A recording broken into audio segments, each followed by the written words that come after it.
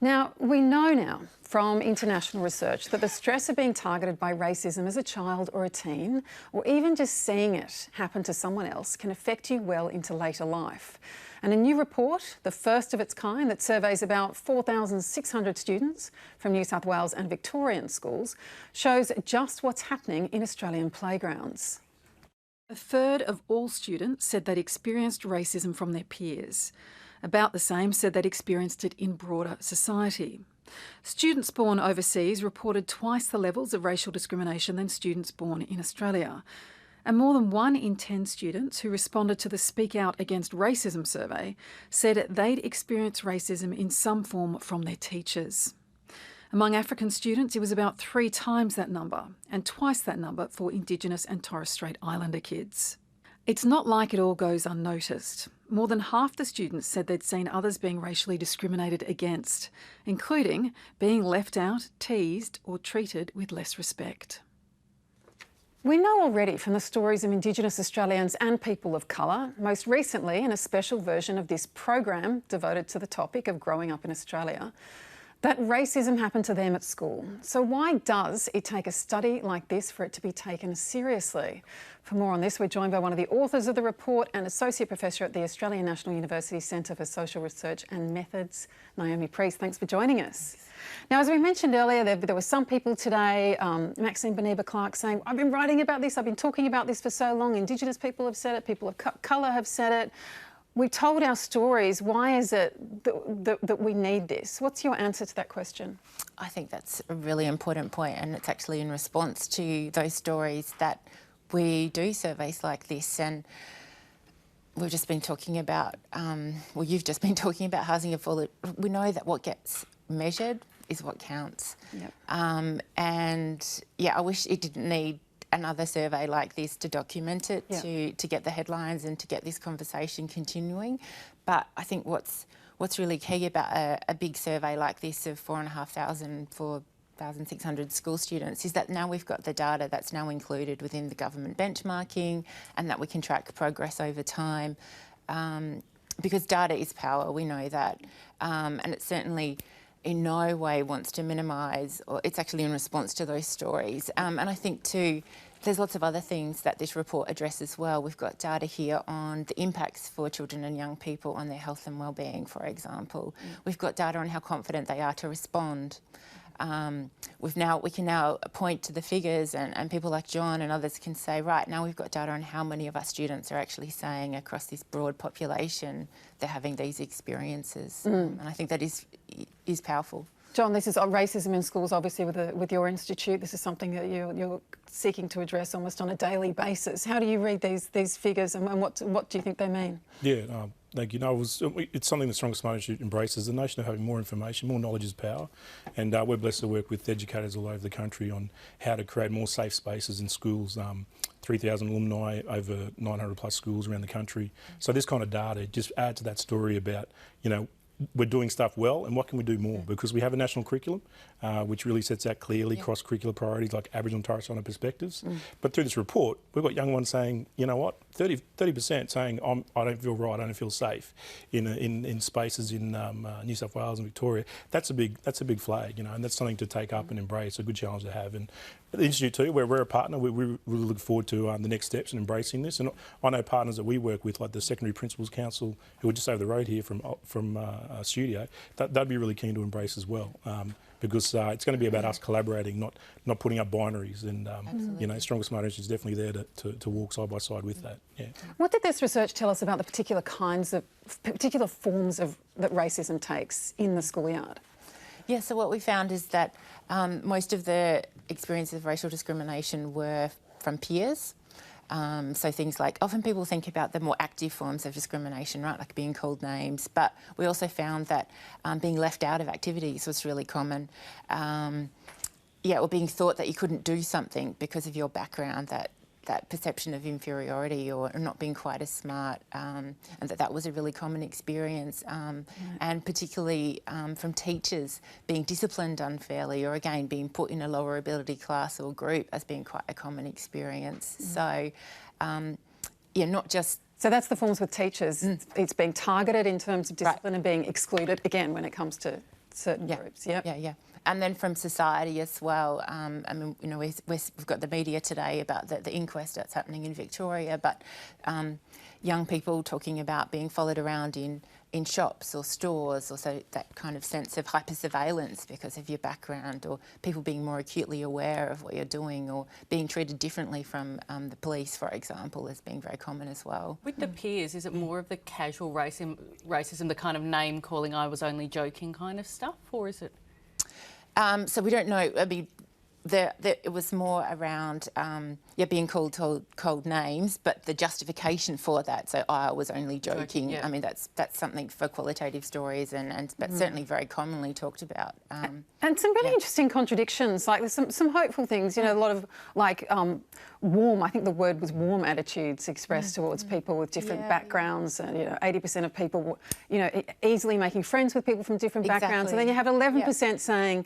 But my friends will laugh at me if I go and sit and have lunch with someone at the playground who's different. Yeah, I think they you're right. perceive to be different. I think there is some hope there, and on the whole, students were saying, yes, I would respond, I would comfort the victim when I saw that happening, but still a lot of students also saying, oh, I just wouldn't do anything, I would stay and be the outsider, I wouldn't quite know what to do.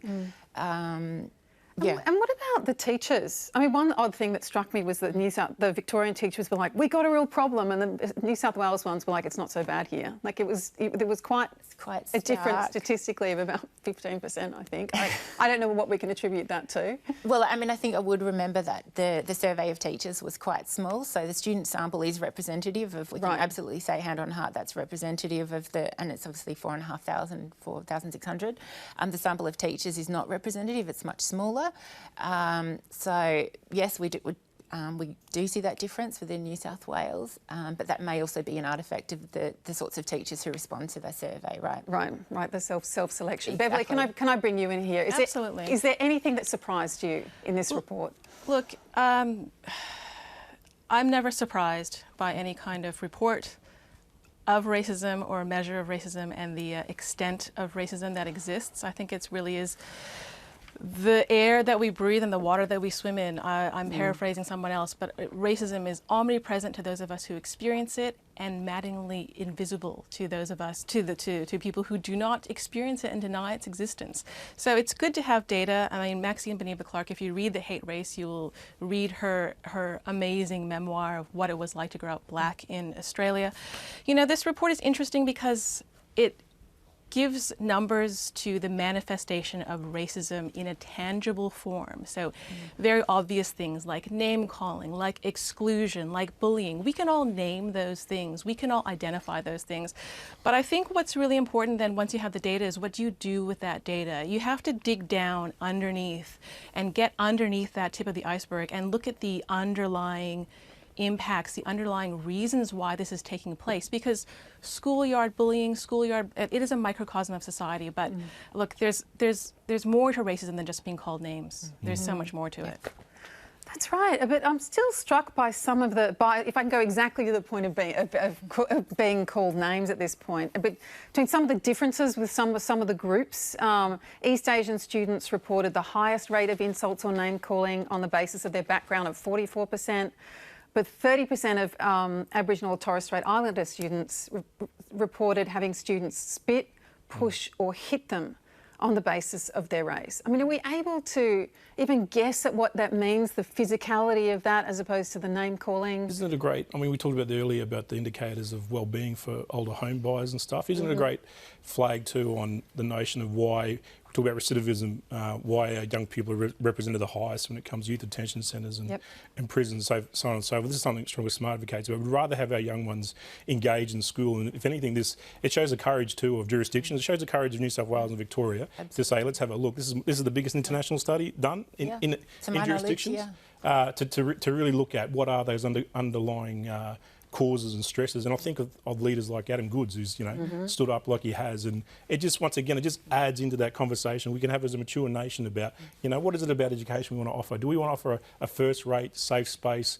empowering education, or do we want to offer something else, which is more an old-school version of Australia? Because I like what other panellists said before about, you know, we're talking about new normals, and that's what Stronger Smarter is about too, new normals for our people, and our educators too, because we believe in the educators that are in the schools, that they're actually there to help create that shift and change, and they can. That was another contradiction that was found as well, right? That young ones actually found when they did engage teachers that they actually did work through those issues well. So that's when you mentioned the thing about contradictions, there were some really significant outliers or points about nuances of the reports that show there is potential, there is hope to, you know, do things a different way. And I think interesting that you bring up the Adam Goodes thing, because we're talking here about spitting and pushing and name calling, but I think that is the first time that we've ever publicly discussed the sound of racism with that booing. Yeah.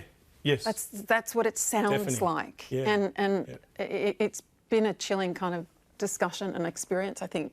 But we know to what racism talk sounds about. like, Yes, don't we? Deb? Because we see it and we hear it and we experience it. No, I understand, and I don't mean to render any of those stories or any of those anecdotes. I just mean as a distilled, overwhelming noise to kind of completely drown someone out. I'm not saying that's the only sound, that's the only form, and Can I take didn't intend to, Beverly. Sorry, but do you want to continue? Oh, you know, I was looking at that report, and there was a bit of a flag for me, and I wonder if Naomi can answer the question about the Anglo-Saxon, you know, white Australians were counted in this survey, and some of them reported, you know, racism against them. And for me, as a person of color, I think that's a bit of a flag, and sometimes needs some clarification, because this idea that you can definitely insult and you know, hurl abuse at a white person, absolutely, and that's not acceptable. But to kind of put it in the same column as racist abuse, I think is a bit problematic for me, because what we try so much to talk about in this era of online debate where people talk about reverse racism, and Pauline Hanson's talking about say no to white racism, is we need to kind of draw very clear boundaries about what is racism and what is bullying. And I think it's really important to maintain this idea when we educate in anti-racism that racism is a system, racism is economics, racism is law, racism is housing.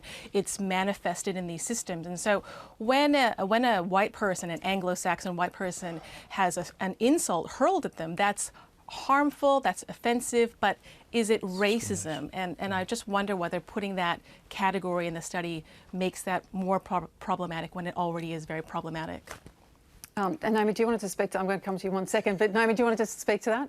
Oh, I mean, I couldn't agree more with what you've just said, Beverly. And I think the reason why we wanted to include students who are white, so Anglo-Celtic, was because I think it's those students in particular that need to learn how to respond to racism. So yes, we did ask about their own experiences, but I absolutely agree that fundamentally as white people we don't experience racism, because racism is a system, absolutely. And what we've measured here is only one very, it's interpersonal experiences, absolutely. But it is, and there's certainly some work coming out of the US around this as well. It still, I think, is quite illuminating to know how many people from the majority group think that they are targets of those experiences, that's a good right? point. Yeah, absolutely. And so that we can address that and have that conversation too. There's certainly some data coming out from the US to say that whites think they're the most persecuted. Right. Yeah. And how do you respond to that? So, Yeah, look, Peter, I'm listening to this with a sense of exasperation. I'm a proud Australian. I believe we are a nation of immigrants, and I certainly acknowledge the first Australians. But we are a nation of immigrants. Our society grows and thrives and progresses and advances through immigration.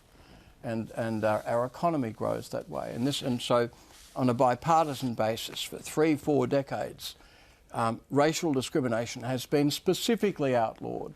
So I want to know, I mean, listening to somebody who was a legislator, I want to know exactly what sort of racism we are experiencing. But it's in the report.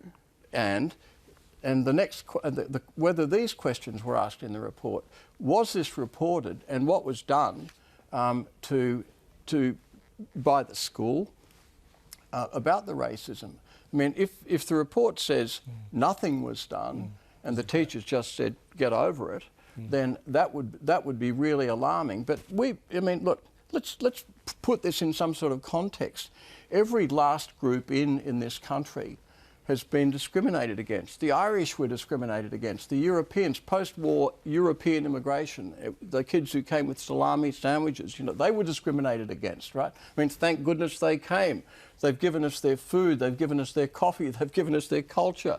I don't Asians, think the English same weren't discriminated against. Were the English discriminated against? Captain Cook's mob? The English weren't discriminated against, but the Irish were, and we're talking Anglo-Celtic here. So the Irish, they were certainly discriminated against by the English. And not these real voices from our young people. So I guess the flag is, I hear you, and much respect to the legislation, isn't it a flag to a safe space that our young people obviously aren't, that are feeling comfortable enough to action and to flag an elder, whether they be a teacher or a leader within the school, to enact that. I think that's something that sings out really strongly about, you know, these are our young people's voices about how they're feeling in school context. So, you know, we've got to open our binungs to that, our ears to that. I think also putting the Beverly, yes. just putting the onus of reporting the racism again on the person who's experiencing the racism Is an issue. That's an issue, because you know you're impacted by it, you're the target of it, and then you have to do the work to report it and go through that another type of trauma and harm in trying to validate and fight and make people recognize what you have experienced. That is, you know, that's a very exhausting process to go through. Right, Peter, can we go back to your sense of exasperation with this? Because we're talking about a broad range survey documenting what we've already known through the memoirs, through the anecdotes from what we've been told by people of colour and Indigenous people for a long time. You seem to be defensive on the sense of what it says about Australia. Oh, I'm actually not defensive. I'm proud of modern Australia, and I'm proud of us as an inclusive country. But can you accept that this also exists in Australia? The survey says that we have this problem, and I guess my remaining questions, I don't know whether they were specifically included in the survey, was what did you do about it and what was the school's response? And if the answer was there wasn't one, then that's of real concern. That's pressed the alarm. I mean, Naomi can speak to it, but there were questions about whether teachers felt adequately equipped to deal with it. That was about 70%, and I think about 63% of students felt that their teachers adequately dealt with questions of racism. But that's still a third that say that their teachers didn't. And as Beverly just said before, it still means that these children and young people are bearing the brunt of that burden, of that experience, and even if they're having to go and report it to their teacher, that's taking away precious time from learning, from being with their friends, from... No, that's a good point. Yeah. That's a good point. So it's still this burden of experience. And also when you're a kid, you feel like you're dobbing on people, and that creates a whole lot of problems as well. Yes. Absolutely, and the power imbalances that go on, and whether... With the value add, you would have picked up too in your literature reviews that Reconciliation Australia has been doing barometer checks in Australia for nearly a decade, and they consistently. That's why I was enthused, I guess, by the messages, because they're consistently repeating the same message that you've flagged and the teens flagged in the reports. Yep. That A, racism exists. B, our people don't feel safe when it comes to certain contexts. But C, they do find there's an opportunity. They do find there's hope. But I was just going to say, obviously that was picked up on your literature reviews as well, that there's already been this ongoing conversation. This survey and these results aren't just a flashpoint in time. We're talking about a long period of time of evidence, especially from organisations like Reconciliation Australia. Absolutely. I've got to say this, the way our society is headed, I mean, the WASPs or the WICs, the white Irish Catholics, who think that they're going to maintain some kind of supremacy, forget about it. I mean, you know, our society is changing rapidly.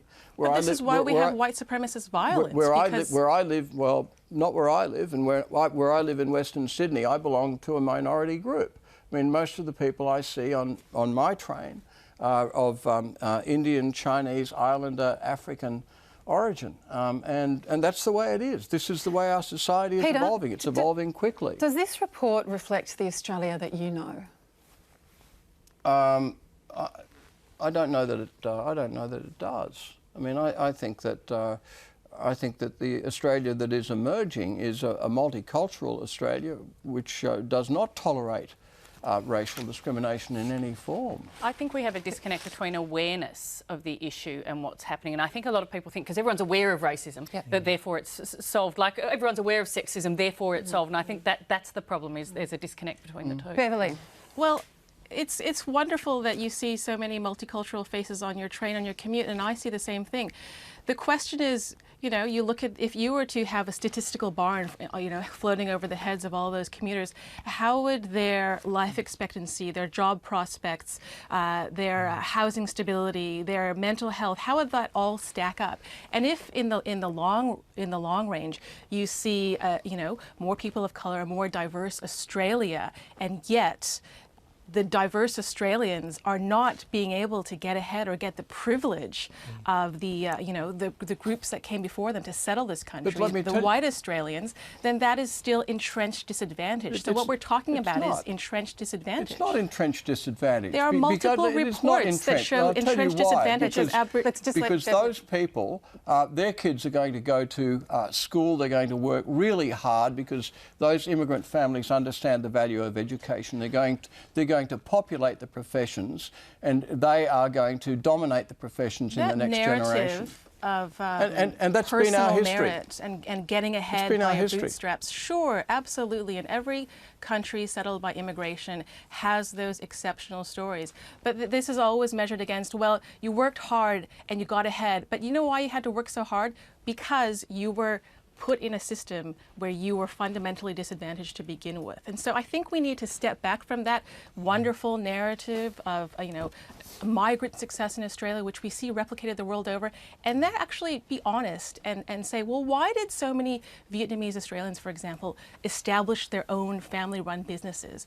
Great entrepreneurial spirit, but perhaps it was because they were not able to enter into the job market like their white counterparts were. So this is all studied. So I don't have to go. And their kids who've done PhDs and have done exceptionally well. I mean, I think it's a proud story. But that's also a myth. Not all, you know, not every migrant group does. Are you speaking?